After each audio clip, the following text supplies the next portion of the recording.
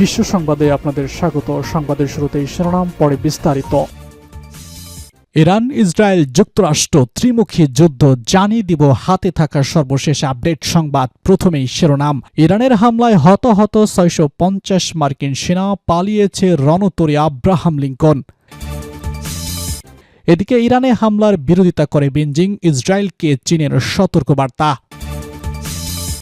আর থাকছে, হামলা অব্যাহত থাকলে মধ্যপ্রাচ্যের সব অর্থনৈতিক কেন্দ্রে আঘাতের হুঁশিয়ারি ইরানের। আরও জানিয়ে দিব ইরানের গতিবিধি ইরানের নক্ষদর্পণে, বলছে সাবেক আইআরজিসি প্রধান। জানিয়ে দিব ইরানি ক্ষেপণাস্ত্র হামলায় 7 ইসরায়েলি হতাহত। আর থাকছে, ইরানের নতুন সর্বোচ্চ নেতা বাছাইয়ের ভবনে ইসরায়েলের হামলা। সর্বশেষ জানিয়ে দিব যুক্তরাষ্ট্রের অত্যাধুনিক রাডার ব্যবস্থা ধ্বংসের দাবি ইরানের। ইরানে হামলায় হতাহত 650 মার্কিন সেনা, পালিয়েছে রণতরী আব্রাহাম লিঙ্কন। ইরানের ইসলামী বিপ্লবী গার্ড বাহিনী দাবি করেছে যে তাদের পরিচালিত ট্রু প্রমিস 4 অভিযানের প্রথম 2 দিনে 650 জনের বেশি মার্কিন সামরিক সদস্য হতাহত হয়েছেন। মধ্যপ্রাচ্যের বিভিন্ন মার্কিন ঘাঁটি ও যুদ্ধজাহাজ লক্ষ্য করে চালানো হামলায় এই হতাহতের ঘটনা ঘটেছে বলে দেশটির এই সামরিক বাহিনীর পক্ষ থেকে জানানো হয়েছে। আইআরজিসির মুখপাত্র জানিয়েছেন, পারস্য উপসাগরীয় অঞ্চলে মার্কিন সামরিক স্থাপনাগুলোতে ব্যাপক ক্ষয়ক্ষতি হয়েছে। তিনি দাবি করেছেন, বাহরাইনে অবস্থিত মার্কিন নৌবাহিনীর সদর দপ্তর ও যুদ্ধজাহাজে ক্ষেপণাস্ত্র হামলা এবং ড্রোন হামলার পর যুক্তরাষ্ট্রের বিমানবাহী রণতরী ইউএস আব্রাহাম লিঙ্কন ইরানের উপকূলীয় জলসীমা থেকে পিছু হটতে বাধ্য হয়েছে। দক্ষিণ পূর্ব ইরানের চাবাহার উপকূল থেকে প্রায় 250 থেকে 300 কিলোমিটার দূরে অবস্থানরত রণতরী লক্ষ্য করে ইরানের নৌবাহিনী 4টি ক্রু ক্ষেপণাস্ত্র নিক্ষেপ করে, যার প্রেক্ষাপটে রণতরী ভারত মহাসাগরের দক্ষিণ পূর্ব থেকে সরে গেছে বলে তিনি উল্লেখ করেছেন। তিনি নিহত আহতদের সংখ্যার বিষয়ে বলেছেন, আমেরিকানদের জন্য এই হতাহতের খবর স্বীকার বা গোপন করা স্বাভাবিক, তবে ইরানের গোয়েন্দা এবং যুদ্ধক্ষেত্রের তথ্য এই সংখ্যার সত্যতা নিশ্চিত করেছে। তিনি জানান, বাহরাইনে অবস্থানরত মার্কিন নৌবাহিনীর 5ম বহরের সদর দপ্তরের একাধিকবার ক্ষেপণাস্ত্র ও ড্রোন হামলা চালানো হয়েছে। এর মধ্যে একটি গুরুত্বপূর্ণ সামরিক স্থাপনায় হামলায় 160 জন সদস্য হতাহত হয়েছে বলে আইআরজিসির মুখপাত্র দাবি করেছেন। এছাড়া ইরানি নৌবাহিনীর ক্ষেপণাস্ত্রের আঘাতে মার্কিন নৌবাহিনীর ইউএস কম্ব্যাট সাপোর্ট জাহাজ মারাত্মকভাবে ক্ষতিগ্রস্ত হয়েছে বলে জানানো হয়। ইরানি সামরিক বাহিনীর ভবিষ্যৎ মতে ইহুদিবাদী ইসরায়েল এবং যুক্তরাষ্ট্রের চলমান আগ্রাসনের জবাবে পাল্টা পদক্ষেপ হিসেবে অপারেশন ট্রু প্রমিস 4 পরিচালনা করা হচ্ছে। ইরানে হামলার বিরোধিতা করে বেজিং, ইসরায়েলকে চীনের সতর্কবার্তা। ইরান, ইসরায়েল, যুক্তরাষ্ট্রের মধ্যকার সংঘাতে যুদ্ধবিরতির আহ্বান জানিয়ে ইসরায়েলের পররাষ্ট্রমন্ত্রী গিয়ান সারকে চীনের পররাষ্ট্রমন্ত্রী লিওয়াং বলেছেন, ইরানের উপর সামরিক হামলা বিরোধিতা করে বেজিং। এ সময় চীনের পররাষ্ট্রমন্ত্রী ইরানের সর্বোচ্চ নেতা আয়াতুল্লাহ খামেনিকে হত্যাকে গুরুতর লঙ্ঘন হিসেবে আখ্যা দেন।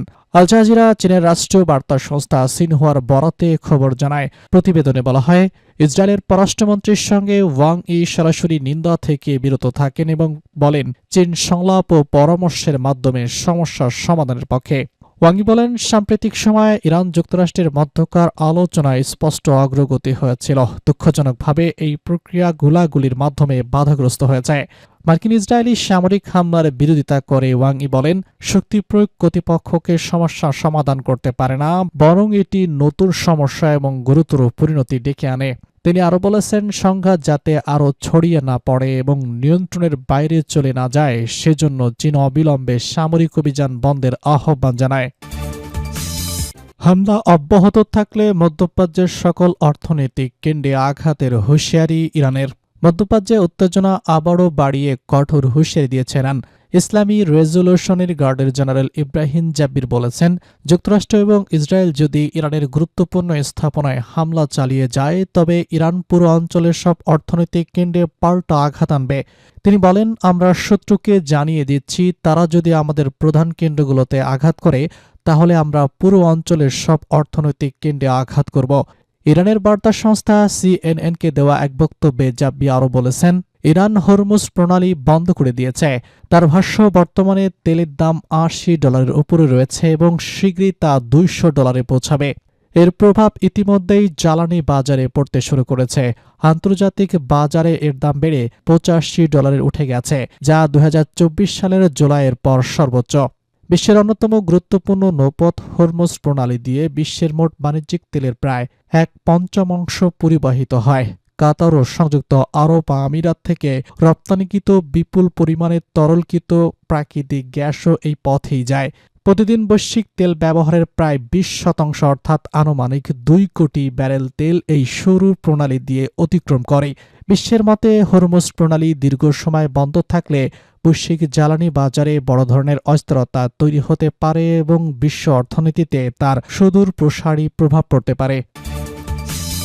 নেতানিয়াহুর গতিবিধি ইরানের নখদর্পণে রয়েছে বলছে সাবেক আইআরজিসি প্রধান। ইসলামী প্রজাতন্ত্র ইরানের পক্ষ থেকে দাবি করা হয়েছে, ইসরায়েলি প্রধানমন্ত্রী বেনিয়ামিন নেতানিয়াহু কোথায় আছেন, কখন তিনি গুরুত্বপূর্ণ বৈঠকগুলো করেন সে সম্পর্কে তেহরানের কাছে সুনির্দিষ্ট গোয়েন্দা তথ্য রয়েছে। ইরানের ইসলামী বিপ্লবী গার্ড কোরের সাবেক প্রধান রাষ্ট্রীয় টেলিভিশনে দেওয়া এক সাক্ষাৎকারে এই হুঁশিয়ারি উচ্চারণ করেন। তিনি জানিয়েছেন, ইরানের গোয়েন্দা তথ্যভাণ্ডার এখন পরিপূর্ণ। ইসরায়েলি শাসনের প্রধানকে লক্ষ্যবস্তু করার মতো প্রয়োজনীয় তথ্য তাদের কাছে আছে। 3 দিন আগে তেহরানের কেন্দ্রস্থলে অবস্থিত নিজ কার্যালয়ে ইসরায়েল ও যুক্তরাষ্ট্রের এক যৌথ বিমান হামলায় ইরানের সর্বোচ্চ নেতা আয়াতুল্লাহ খামেনি নিহত হন। দীর্ঘ সময় সর্বোচ্চ নেতার সামরিক উপদেষ্টা হিসেবে দায়িত্ব পালন করায় ফারিসি বলেছেন, ইরানের গোয়েন্দা সংস্থা শুধু ইসরায়েল নয়, বরং ইরানের চারপাশের অঞ্চলে থাকা মার্কিন ও ইসরায়েলি কার্যক্রম এবং অবস্থানগুলোর সম্পর্কেও পুরোপুরি সচেতন। সাফাভি অভিযোগ করেন, যুক্তরাষ্ট্র এবং ইসরায়েল একদিকে কূটনীতির কথা বললেও অন্যদিকে ইরানের উপর নতুন হামলার পরিকল্পনা করে। তবে ইরান তাদের এই প্রতারণার সম্পর্কে সচেতন ছিল বলেই পরমাণু আলোচনার পাশাপাশি নিজেদের রক্ষণাত্মক এবং আক্রমণাত্মক ক্ষেপণাস্ত্র এবং ড্রোন হামলা বহুগুণ বাড়িয়ে নিয়েছে। তিনি আরও জানান, বর্তমানে দফায় দফায় হামলার আগেই ইরান তাদের ক্ষেপণাস্ত্র কেন্দ্রস্থলগুলো খালি করে দিয়েছিল, যার ফলে গত কয়েকদিনে যুক্তরাষ্ট্র ইসরায়েল মূলত জনশূন্য এবং পরিত্যক্ত স্থানে হামলা চালিয়েছে। সর্বোচ্চ নেতার মৃত্যুতে স্পষ্ট শূন্যতার প্রসঙ্গে সাবেক এই আইআরজিসির প্রধান বলেন, ইরানের রাজনৈতিক এবং সামরিক কাঠামো অত্যন্ত সুসংগঠিত এবং যে কোনো পরিস্থিতি মোকাবেলায় একটি পুনর্গঠিত হওয়ার সক্ষমতা রাখে। কোনো নির্দিষ্ট ব্যক্তির নিয়োগে এই ব্যবস্থার দায়িত্ব বিঘ্নিত হবে না। তিনি আশ্বস্ত করেন যে ইরানের বিশেষজ্ঞ পরিষদ খুব শীঘ্রই আয়াতুল্লাহ খামেনির উত্তরসূরি নির্বাচন করবে। ইরানি ক্ষেপণাস্ত্র হামলায় 7 ইসরায়েলি হতাহত।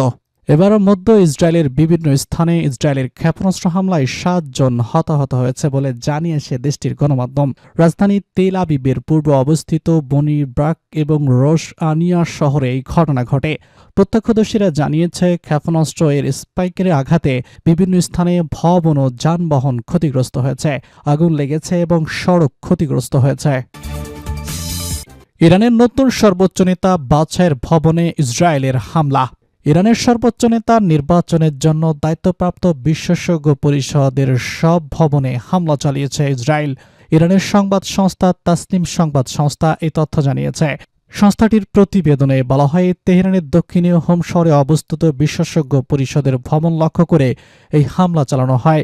স্থানীয় গণমাধ্যম প্রকাশিত ফুটেজ ভবনটির ব্যাপক ক্ষয়ক্ষতির চিত্র দেখা গেছে। বার্তা সংস্থা এপি জানিয়েছে, ইসরায়েলি প্রতিরক্ষা সূত্র হামলার বিষয়টি নিশ্চিত করেছে। তাদের দাবি, নতুন সর্বোচ্চ নেতা নির্বাচনের লক্ষ্যে জ্যেষ্ঠ নেতা যে ভবনে জড়ো হয়েছিলেন সেখানেই বিমান হামলা চালানো হয়েছে। অ্যাসেম্বলি অব এক্সপার্টের সদস্য সংখ্যা 88 জন। তবে হামলার সময় কতজন সদস্য ভবনের ভিতরে উপস্থিত ছিলেন তা তাৎক্ষণিকভাবে জানা যায়নি। গত 28শে ফেব্রুয়ারি যুক্তরাষ্ট্র ইসরায়েলের যৌথ হামলায় ইরানের সর্বোচ্চ নেতা আয়াতুল্লাহ খামেনি নিহত হন। এরপরই নতুন নেতা নির্বাচনের প্রক্রিয়া শুরু হয়। মঙ্গলবার বিশেষজ্ঞ পরিষদের সদস্য আলী মোয়ালামি বলেছেন, নতুন সর্বোচ্চ নেতা নির্বাচনের প্রক্রিয়া দীর্ঘায়িত হবে না। তিনি বলেন, বিশেষজ্ঞ পরিষদের সদস্যরা শপথ নিয়েছেন যে নতুন নেতা নির্বাচনের ক্ষেত্রে কোনো ব্যক্তি বা রাজনৈতিক ও দলীয় গোষ্ঠীর প্রতি ব্যক্তিগত পছন্দের বিষয়টি প্রভাব ফেলবে না। তারা নিজেদের বিবেচনাবোধ ও ধর্মীয় বিধির সঙ্গে সঙ্গতি রেখে ভোট দেবেন। যুক্তরাষ্ট্রের অত্যাধুনিক রাডার ব্যবস্থা ধ্বংসের দাবি ইরানের। মধ্যপ্রাচ্যে যুক্তরাষ্ট্র, ইসরায়েল ও ইরানের চলমান সংঘাতের মধ্যে কাতারে যুক্তরাষ্ট্রের একটি অত্যাধুনিক রাডার ব্যবস্থা ধ্বংসের দাবি করেছে ইরান।